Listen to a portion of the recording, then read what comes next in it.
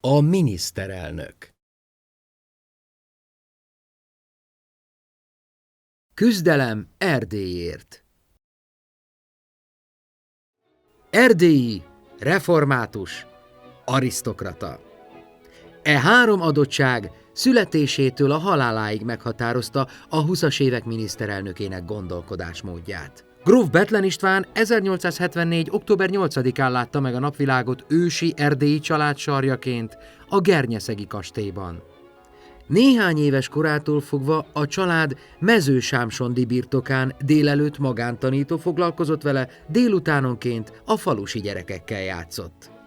9 esztendősen beiratták az osztrák-magyar monarchia elitképzőjébe, a bécsi Teréziánumba, ahová többek között az egyiptomi herceg járt, Bethlen szobatársa. A rendkívül magas szintű oktatás németül folyt, de elsajátította a latin, az ógörög, az angol és a francia nyelvet is. A sokszínű képzés arra is alkalmat adott, hogy megtanuljon cimbalmozni és gyorsírni. Az arisztokrata fiúk között éles eszén kívül igen hamar már azzal is kitűnt, hogy tudott bánni az emberekkel. Érettségi után elhagyta a császárvárost. Pesten tanult a jogi karon. Itt ismerte meg Károly Mihályt.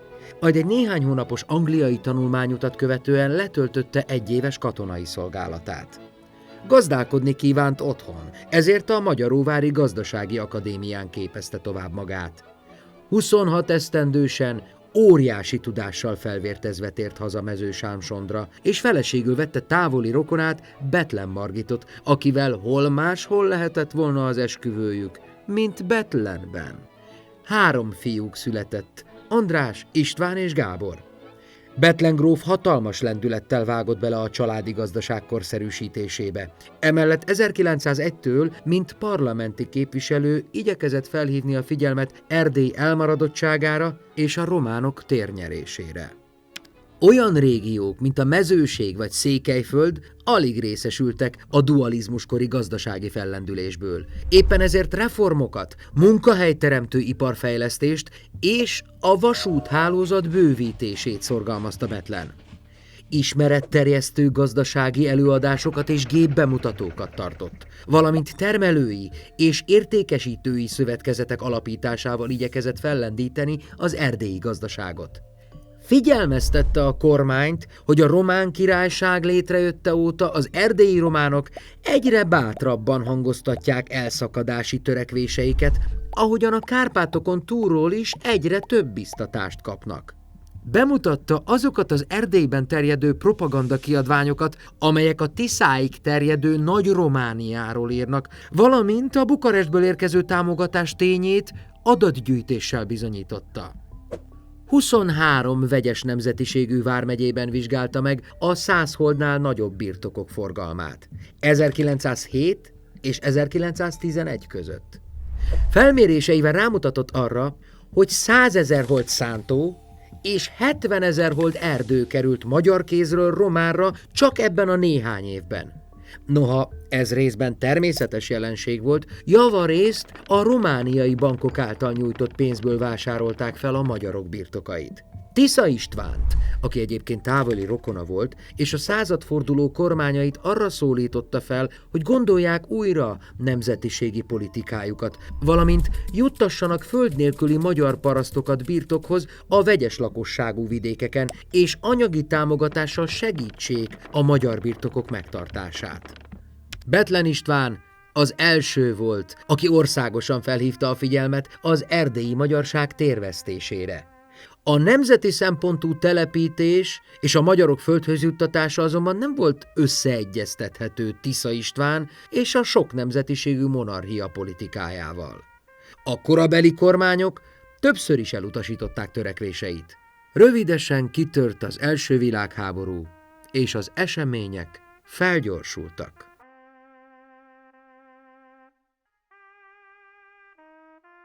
A Nádasból a Sándor palotába. Kötelességtudatból, a katonák sorsában való osztozás szándékával Bethlen István az első világháború kitörése után azonnal frontszolgálatra jelentkezett, noha parlamenti képviselőként nem kapott volna még behívót. hol a fronton, hol szabadságon és az országgyűlésben töltött hónapokat.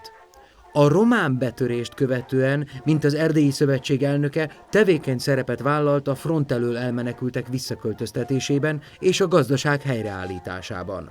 A háború végi zavargások Mezősámsondot is elérték. A környékbeli parasztok egy csoportja fel akarta koncolni Bethlen grófot, ezért családjával a Nádason keresztül Marosvásárhelyre, majd Pestre menekült. Eközben 4. Károly lemondott a trónról, és az őszi rózsás forradalom vezéralakja, Károlyi Mihály került hatalomra, akinek Bethlen nem tartozott a támogatói közé. Látva Károlyi kudarcos kormányzását, valamint azt, hogy a környező népek szabadon foglalhatnak el egyre nagyobb országrészeket, megpróbálta egységbe tömöríteni az ellenzéki politikusokat, és megalapította a Nemzeti Egyesülés pártját.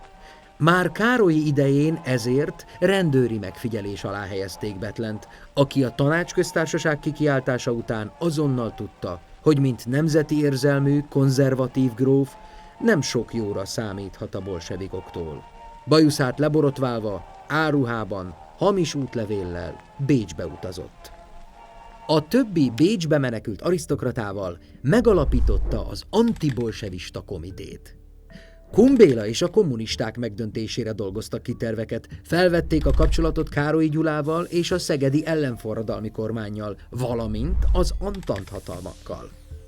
A Tanácsköztársaság végül a román hadsereg bevonulása miatt bukott meg, Kumbéla és a többi népbiztos egy ausztriai elmegyógyintézetben rejtőzött el, Bethlen és a bécsi emigráció pedig hazatért. Miután az antant kitessékelte a románokat, és Horthy Miklós bevonult Budapestre, Magyarországot is meghívták a béketárgyalásokra. Bethlen a békedelegáció fő megbízottja lett. A tárgyalásokra készülve Erdélyről írt anyagaiban 2 számára elfogadható verziót vázolt fel. Erdély maradjon a miénk. Amennyiben ez nem lehetséges, váljon független állammá. Azonban a békeküldöttség összes erőfeszítése hiába valónak bizonyult. A győztes hatalmak valójában már hónapokkal azelőtt döntöttek a drasztikus országcsonkításról, hogy meghívták volna a magyar delegációt. A Bécsben és Párizsban töltött idő alatt viszont Bethlen alaposan beletanult a diplomáciába. Ekkor kialakított külföldi kapcsolatrendszere hasznára vált a későbbiekben. A továbbiakban az Országos Menekültügyi Tanács elnökeként azt a több mint 400 000 magyart igyekezett segíteni, akik az elcsatolt területekről a Csonkaországba menekültek. Jelentős részüknek ugyanis ezután egy-egy vasúti vagon jelentette az otthonát. Lakásépítési akciót indított el. Ezen kívül több segélyakciót szervezett számukra, például nyári gyereknyaraltatást, amit magánvagyonából is támogatott 100 000 koronával. A békediktátum aláírását követően Horthy kormányzó felkérte miniszterelnöknek. Ám mivel nem tudott egyességre jutni a pártokkal, és olyan összetételű kormányt felállítani, amilyet szeretett volna, végül nem vállalta a megbízatást. Javaslatára a kormányzó Teleki Pált nevezte ki miniszterelnöknek. 4. Károly első visszatérési kísérlete 1921 tavaszán azonban megingatta a kormányt, és Teleki lemondott.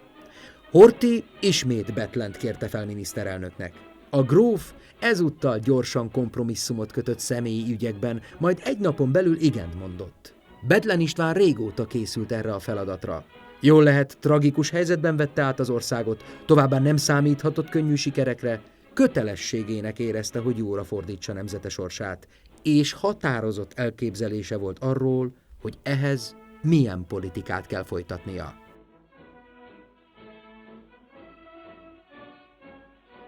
A stabilitás rendszere. A 20-as évek Magyarországán 2 dolgot nem lehetett tudni pontosan. Mi van a Pixalámiban, és mit forgat a fejében Bethlen István. A közszájon forgó viccen kívül is sokan ezt gondolták a sajátos politikai rendszert kiépítő miniszterelnökről.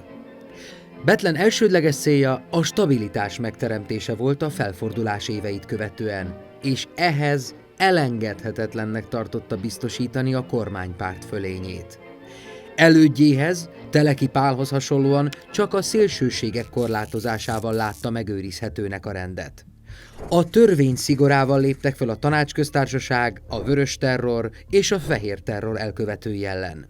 Betiltották a kommunista pártot, és eljárást indítottak azok ellen, akik felforgató tevékenységet folytattak a forradalmak idején. Miniszterelnöksége alatt börtönözték be az illegális kommunista szervezkedésen rajta kapott Rákosi Mátyást, de ő oszlatta fel a Magyar Fasiszta Tábor nevű szervezetet is. A szociáldemokraták tevékeny szerepet vállaltak Károly és a Tanácsköztársaság alatt is. Azonban úgy vélte, hogy pártjukra, mint a munkásság képviselőire szükség van a parlamentben. Ezért megegyezett velük, hogy szabadon működhetnek szakszervezeteikkel, újságjaikkal együtt, ha tartózkodnak a sztrájkok, tüntetések szervezésétől. Bethlen belépett a kisgazdapártba, majd egy igen sokszínű szervezetet hozott létre belőle. Az Egységes Pártot. Volt köztük kisgazda, konzervatív, liberális, egykori munkapárti, jobboldali radikális, arisztokrata, paraszt, zsidó nagytőkés és a zsidó nagytőkét visszaszorítani kívánó. Mi volt bennük a közös? Elutasították a forradalmakat és a bolsevizmust.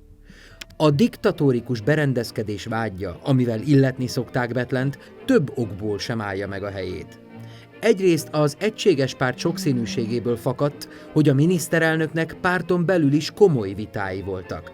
Másrészt a Gömbös Gyula vezette radikálisokat, akiknek valóban voltak diktatórikus elképzeléseik, Horthy támogatásával kitessékelte a pártból.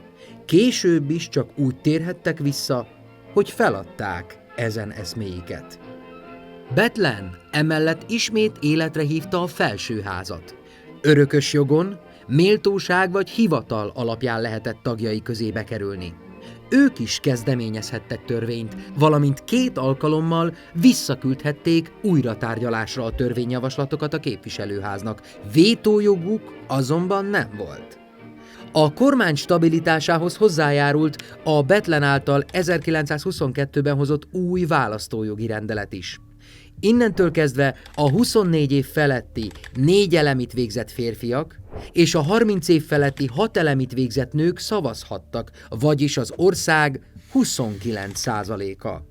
Ugyanez jóval meghaladta a háború előtti 6%-ot, ám visszalépés volt 1920-hoz képest, amikor 40% voksolhatott.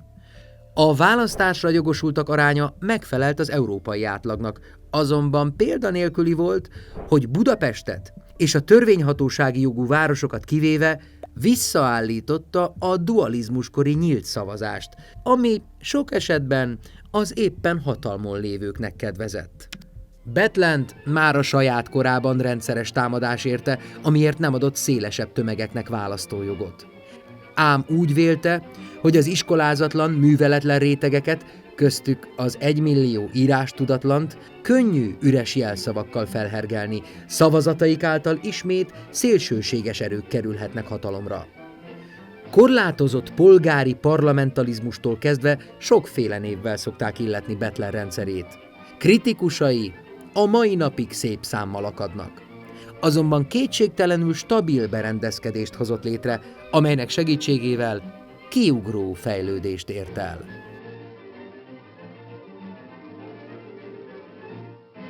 Gazdasági feltámadás. Trianon után szinte mindenki életképtelennek tartotta Magyarországot. Hazánkat kimerítette az első világégés, az 1918 őszén végbemenő felfordulás, a kommunisták rémuralma, majd az ország kifosztása a román megszállás idején. A trianoni békediktátum gazdasági következményei mindemellett alapjaiban rendítették meg gazdaságunkat. Csak hogy néhány példát említsünk. Arany, ezüst és sóbányáink mind odavesztek. Vízi erőműveink és erdeink 90, szántóink 60, vasúthálózatunk 64, nyersvaskészletünk 83, ipartelepeink 55%-a került idegen kézre. És ez még nem volt elég. Magyarországnak hatalmas háborús jóvátételt kellett fizetnie, az Antant gazdasági blokkád alá helyezte hazánkat. A monarchia szétesése jelentősen lecsökkentette kereskedelmi lehetőségeinket is. Ilyen körülmények között látott munkához Bethlen István. Kezdetben tudatos inflációval, a pénz értékének a változtatásával támogatta a gazdaságot, megszorításokhoz folyamodott és behozatali tilalmat rendelt el. Ezek az intézkedések alkalmasak voltak arra, hogy a gazdaság elmozduljon a mélypontról, ám nem jelentettek hosszú távú megoldást. A Népszövetséggel 1 éven keresztül folytatott tárgyalások eredményeként azonban elérte, hogy Magyarország 250 millió aranykorona kölcsönt kapjon. Kiharcolta, hogy ezt az összeget mind a magyar gazdaság fellendítésére fordíthassa, és ne kelljen belőle a jóvátételt is törlesztenie. Emellett elhárította Franciaország a kisantant, a Károlyi-féle emigráció, valamint hazai ellenzéke törekvéseit, akik egyes magyar belügyekben kikényszerített változtatásokhoz kötötték volna a hitel megadását. A nyugati hatalmak többsége Bethlent támogatta, ami jócskán megnövelte tekintélyét. A népszövetségi kölcsön megszerzése mellett kiemelkedő néhány további intézkedése. A Trianonban elveszített nyersanyag lelőhelyek miatt átszervezte az ország iparát. Különösen előtérbe került a textilipar és az építőipar. Átlagosan 30%-os vámot vetett ki a külföldi árukra, de egyes ruházati cikkek importjára akár 70%-ot is. Létrehozta a Magyar Nemzeti Bankot, és bevezette az értékálló pengőt, ami Európa egyik legbiztosabb fizetőeszközévé vált. A miniszterelnök gazdaságpolitikája példátlan növekedést tett lehetővé. 1920 és 1924 között az ipari termelés megduplázódott. 1929-ig újabb 70%-kal növekedett. Az államháztartás egyensúlya a reméltnél korábban már 1924-ben helyreállt. A stabilizációt követő 5 esztendőt mind jelentős bevételi többlettel zárta a költségvetés, évente átlagosan 200 millió pengőt tudtak fordítani állami beruházásokra, amelyek komoly életszínvonal emelkedést okoztak az emberek mindennapjaiban. Az egyfőre jutó nemzeti jövedelem 1920 és 1929 között 35-40, az utolsó békeévhez 1913-hoz képest 10-14%-kal nőtt. Emellett érdemes összevetni Magyarországot az azonos helyzetből induló Ausztriával. Amíg 1929-ben nálunk az egyfőre jutó bruttó hazai termék mintegy 18%-kal haladta meg a háború előtti utolsó évet, addig Ausztriában csak 6,8%-kal. A Trianon után életképtelennek ítélt Magyarország Bethlen politikájának köszönhetően nem csak talpra állt, de komoly fejlődésnek indult. Mindez a miniszterelnök egyedülálló képességei nélkül nem sikerülhetett volna. Horthy Miklóstól kezdve már számos kortársát lenyűgözte gyors és logikus gondolkodása, kitűnő helyzetértékelése, személyisége.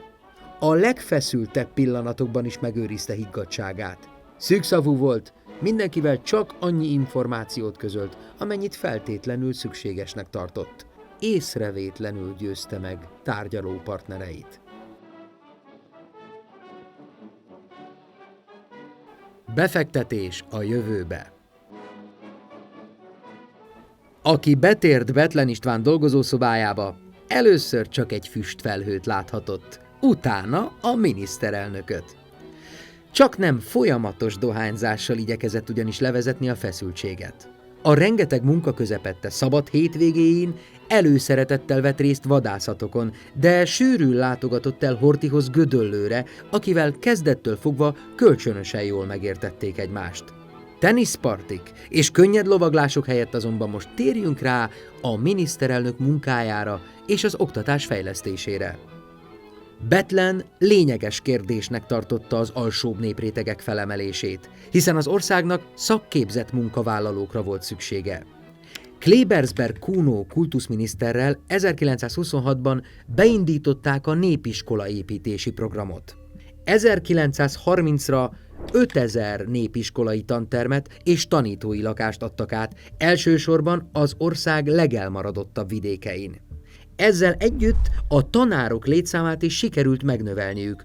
A háború előtt átlagosan 80 gyermek jutott egy tanárra, ekkor 47. A népiskolai fejlesztés eredménye, hogy amíg Trianon után 15% volt az írni és olvasni nem tudók aránya, addig a 30-as évek végére 7%-ra csökkent. Ugyanez Jugoszláviában és Romániában 40%-ra volt tehető, és semmit sem javult a két háború között. A miniszterelnök és kultuszminisztere ugyanakkor az elitképzést is kulcsfontosságúnak tartották, hogy biztosítsák a magyarság kulturális vezetőszerepét a Kárpát-medencében. Első lépésként a kolozsvári egyetemet átmenekítették Szegedre, a Pozsonyit Pécsre, továbbá a kor egyik legnagyobb beruházásaként új központi épületet emeltek a Debreceni Egyetem számára. Ugyancsak hangsúlyt fektettek arra, hogy magyar fiatalok ösztöndíjjal külföldön képezhessék tovább magukat.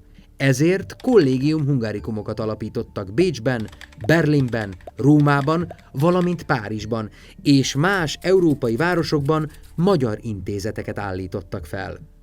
Az itt megfordult diákok mind hazatértek a két háború között Magyarországra, és többségük aztán el is helyezkedett a tudományos, kulturális vagy politikai életben. Bethlen az oktatáson kívül több más területen is jelentős eredményeket tudott felmutatni. A 20-as években megduplázódott az orvosok száma, másfélszer annyi lett a kórházi ágy, csökkent a csecsemőhalandóság. 290 000 új lakóház épült, ami sokat segített a vagonlakók otthonteremtésében.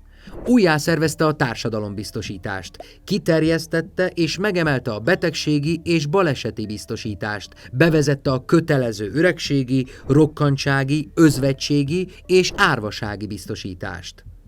A miniszterelnök végrehajtotta a földreformot is. Az ország összes termőterületének 8,5%-át osztották újra, családtagokkal együtt mintegy 1,5 millió ember jutott így földhöz. Csakhogy családonként ez átlagosan 1,7 holdat jelentett, vagyis rengeteg lett az 5 hold alatti törpebirtok, ami nem nyújtott megélhetést. Bethlen gróf mégis ellenezte a nagybirtokrendszer felszámolását. Nem azért, mert érintett lett volna, hiszen Trianonban elveszítette minden földjét, hanem azért, mert úgy vélte, hogy a közép- és nagybirtokosság hivatott a nemzet vezetésére, és ha komolyabb mennyiségű földet veszítenek, akkor elveszítik anyagi függetlenségüket is, ezáltal súlyukat a társadalomban. A parasztságnak egy jelentős része továbbra is a létminimum alatt élt. Ugyanakkor elvitathatatlan érdemei vannak Bethlen Istvánnak a 20-as években történő országos életszínvonal emelkedésben, az oktatásban, az egészségügyben és más területeken lezajlott példátlan előrelépésben.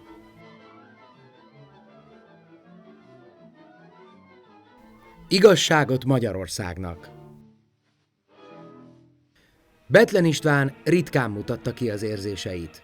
Ám egy alkalommal, amikor Inkei házában mosónője fia az ő cimbalmán eljátszotta neki az Erdélyországban van az én hazám kezdetű dalt, akkor könnybelábadt szemekkel azonnal odaajándékozta a fiúnak a hangszert.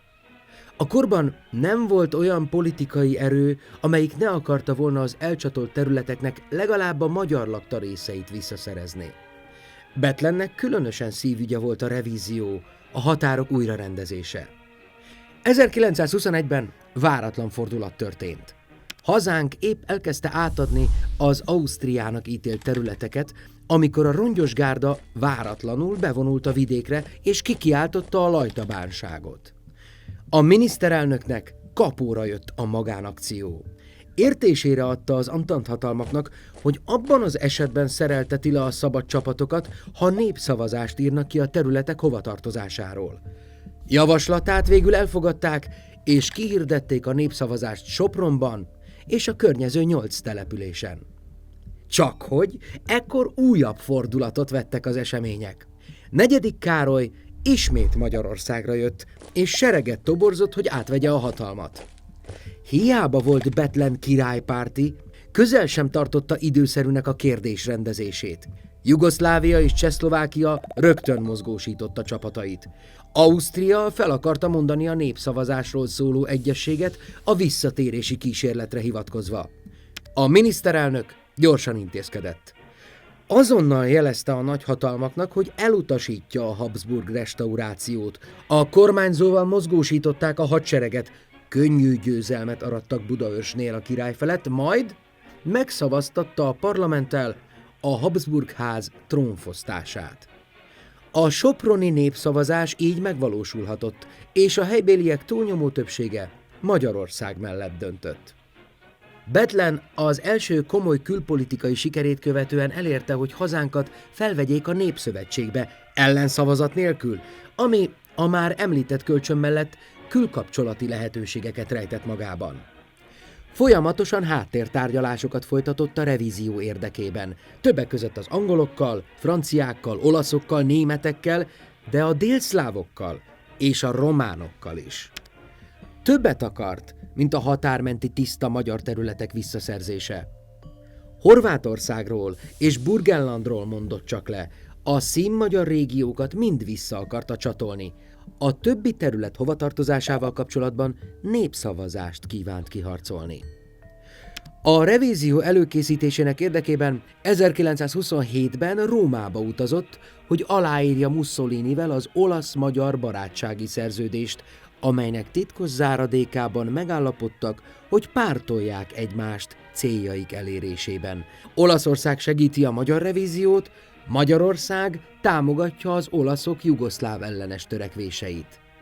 A Mussolinivel való szövetség egyáltalán nem jelentette azt, hogy Bethlen közeledne a fasizmushoz. Viszont sikerként könyvelhette el, hogy egy győztes hatalmat hazánk mellé tudott állítani. Nem sokkal később találkozott az angol médiacézár Lord Rothermere a Ducéval, és beszélgetésük hatására indította el sajtókampányát a magyar ügy mellett. A miniszterelnök a Trianonban megalázott Magyarországot újra európai tényezővé emelte.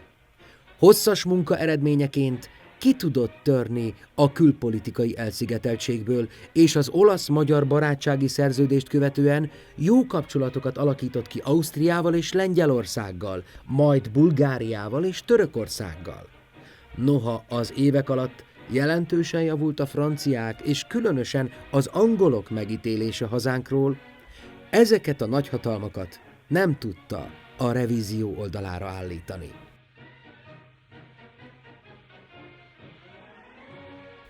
Ösztűz alatt.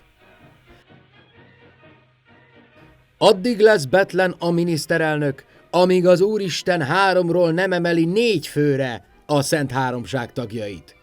Hosszú és sokak által már végtelennek hitt miniszterelnöksége alatt számtalan támadás érte Bethlen Istvánt. Az egyik legnagyobb portkavaró eset a frankhamisítási botrány volt. Néhány arisztokrata hamis 1000 frankosokat gyártott, hogy megroppantsa azzal a francia gazdaságot, bosszút állva Trianonért. Máig tisztázatlan, hogy a miniszterelnök tudott-e a korán kudarcba fulladt akcióról, és ha igen, akkor pártolta-e. De Csehszlovákia, Franciaország, a szociáldemokraták és a Károlyi-féle emigráció nemzetközi ösztüzet zúdított rá. A hazai közvélemény többsége úgy értékelte, hogy ha benne is volt, akkor nemes célért cselekedett. A botrányt végül elsimították, az angol-olasz tengely nem hagyta, hogy külső erők elmozdítsák a helyéről Bethlent. Hasonló helyzetet szült, amikor a miniszterelnök Mussolinivel megállapodott, hogy a világháborúban Itáliában maradt honvédségi fegyvereket mezőgazdasági gépalkatrészeknek álcázva Magyarországra szállítják. Trianonban ugyanis a haderőfejlesztést is korlátozták. Ugyan az osztrák vámosok lebuktatták a szállítmányt, az újabb botrány idővel elcsendesedett, és a fegyverek hazatérhettek. Komoly vitákat váltott ki a korban a zsidó kérdés. Mivel a gyűlölt tanácsköztársaságot vezető kommunista testületekben nagy arányban voltak zsidó származásúak, felerősödtek azok a hangok, amelyek korlátozni kívánták a zsidóságot. Így született meg Teleki kormányzása alatt a Numerus Clausus nevet viselő törvény, amelynek értelmében az egyetemekre minden népfajt az országon belüli arányaiknak megfelelő mértékben terveztek felvenni. Az intézkedés kimondva, kimondatlanul a zsidók értelmiségi pályákon való visszaszorítása érdekében került bevezetésre. Sokan úgy érezték, hogy az egyes szakmákban akár 30-60%-ban jelenlévő zsidóság helyett a keresztény középosztálynak kellene érvényre jutnia. Megjegyzendő, hogy a törvény közel sem volt egyedülálló, többek között a Harvardtól kezdve egy sor amerikai egyetemre csak korlátozott számban vettek fel zsidókat és más bevándorlókat, feketék pedig egyáltalán nem nyerhettek felvételt.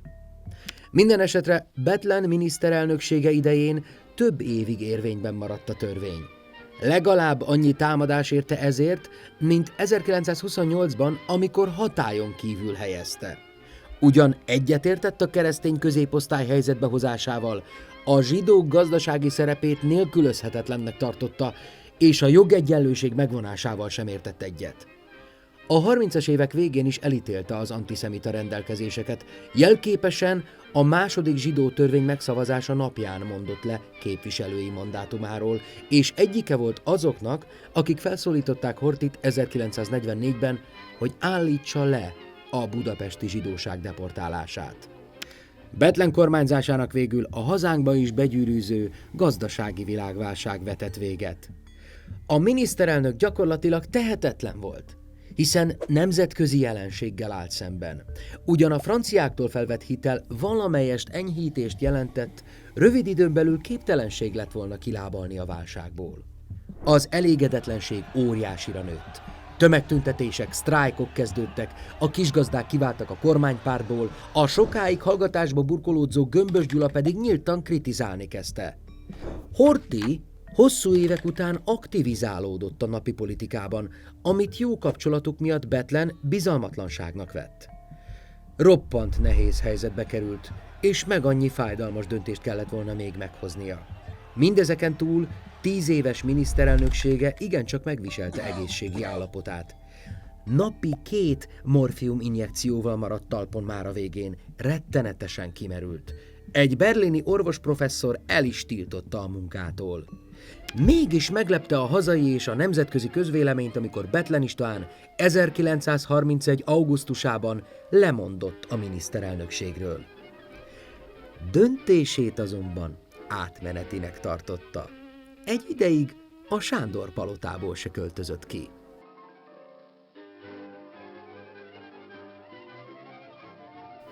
Ki kellett iktatni. Lemondását követően egyre több időt töltött Bethlen gróf néhány évvel korábban vásárolt Inkey házában.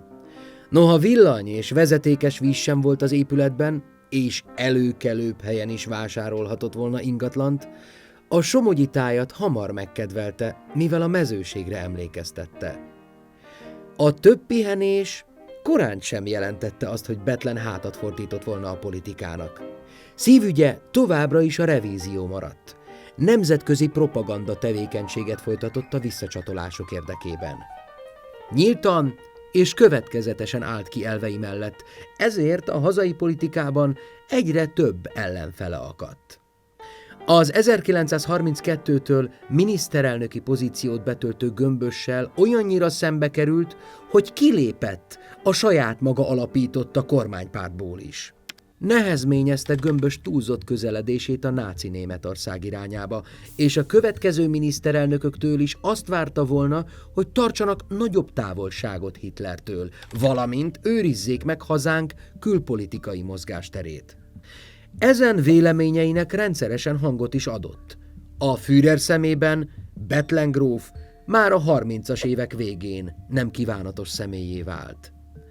Eközben azonban helyreállt jó kapcsolat a Horthy Miklóssal. A kormányzó több miniszterelnököt is Bethlen tanácsára nevezett ki, és többeket éppen az ő javaslatára mondatott le.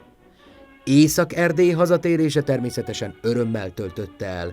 Részt vett a kolozsvári bevonuláson, majd birtokba vette több mint 20 éve nem látott Mezősám-Sondi kastélyát.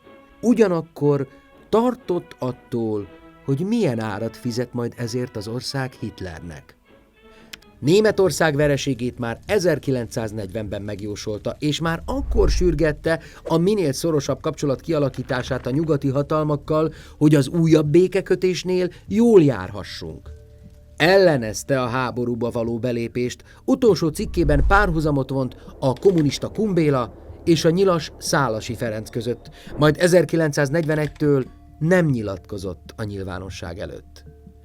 Befolyása azonban megmaradt a kormányzóra. Javaslatára nevezte ki Horthy az angolok felé nyitó Kállai Miklóst miniszterelnöknek. Arra kérte Horthyt 1944 márciusában, hogy ne fogadja el Hitler Kleszheimi meghívását, mert annak német megszállás lesz a vége.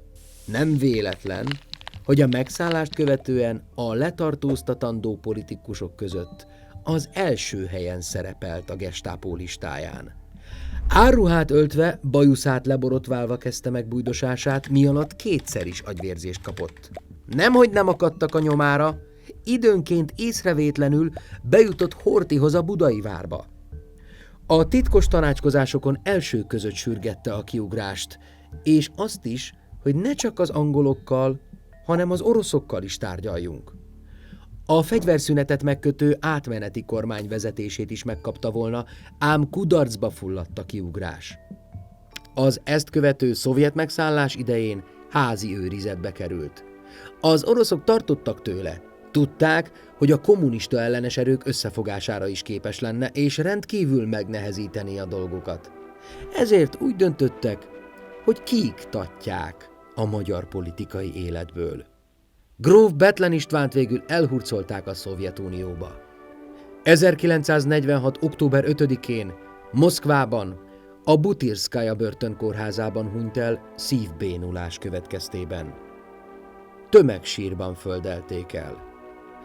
Jelképes maradványait 1994-ben hozták haza, és a kerepesi temetőben helyezték el. Ugyan 2013-ban szobrot kapott az egykori és a jelenlegi miniszterelnökség közelében, a Magyarországot Trianon után felemelő Bethlen István személye mind a mai napig méltatlanul elfeledett.